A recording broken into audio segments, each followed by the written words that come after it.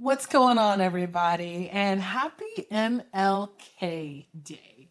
And I feel like it has been a long time since I've wanted to sit down and chat about Martin Luther King Jr. Day. If you know me, you know that I am big on just checking in. I love when the seasons change, I love holidays.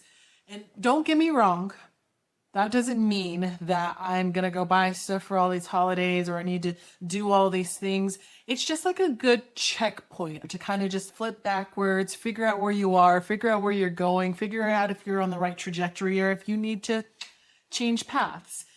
And I was thinking about it and I realized I have been skipping over Martin Luther King Jr. Day for a little while now. And I'm not really sure why, because I truly believe in the essence that is, that was, that will forever be MLK. And today I just wanted to sit and chat with you, an open conversation about two things that were on my mind. We could take the traditional route, and I'm not going to take the traditional route today. I am going to give a nod to the obviousness of the reason that we celebrate such a historic figure in saying that I and people who look like me will forever be thankful that others tried to stand in and bridge the gap. I am a huge proponent of having racial conversation. Somewhere in there, we have tried to put blinders on almost when it comes to race. And you have to keep in mind, or we should keep in mind, this is what happened in the United States of America. There are people who have experienced this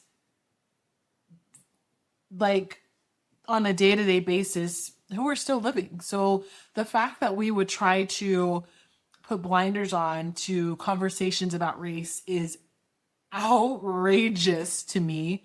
But also, I recognize people don't typically have conversations about race and inequality in a form or matter that allows everyone to give their opinion, to give their insight without other people's feelings being hurt.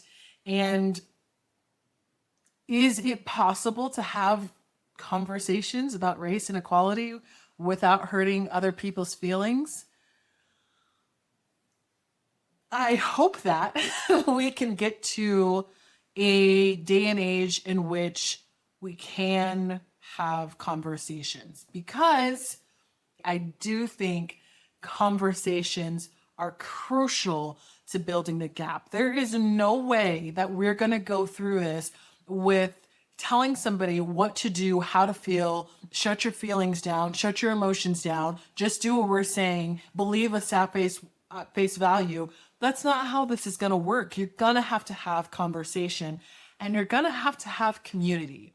That is something that before I even sat down to film this video, I knew going into 2026 that I wanted to take time to focus on how to build a better community. The current climate that is very technologically bound.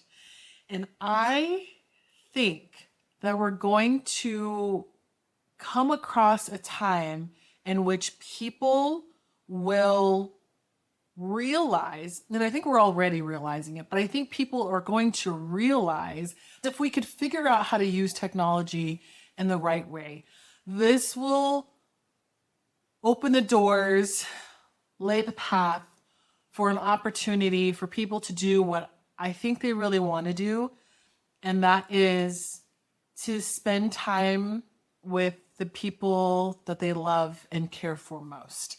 I think that community is so important and so crucial. And I think that we are going to see a wave of beings, creatures, people who are going to be hypercritical of technology, and they're going to be able to figure out the difference between something that is correct, something that is brought forth from a human brain versus something that has been brought forth via technology.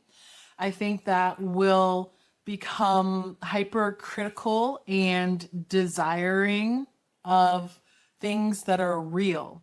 And once we have gotten everything on a pathway where we're like, oh yeah, technology can take care of all these things, then we can transition back and spend time with each other.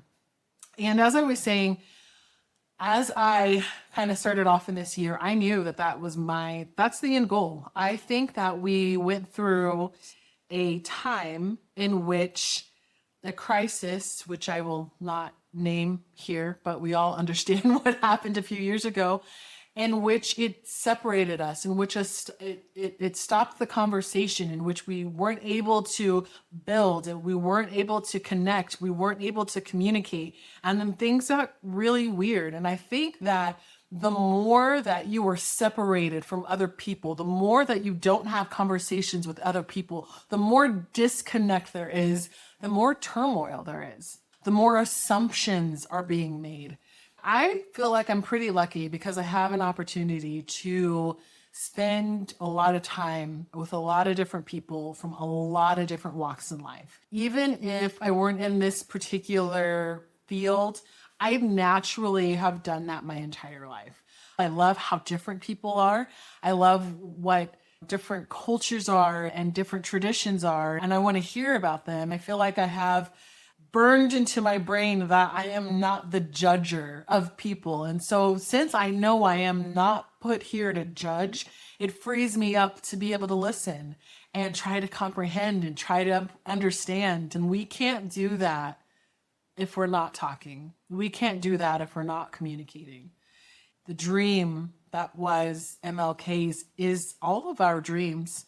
We want ourselves, our people, our children. We want this creation that is to go forth and live the best life that is imaginable. And I really do believe that we are capable of living that life. We just have to bridge the gap to communication. So with all of that said, happy MLK Day, and I hope to see you in the next video. Bye.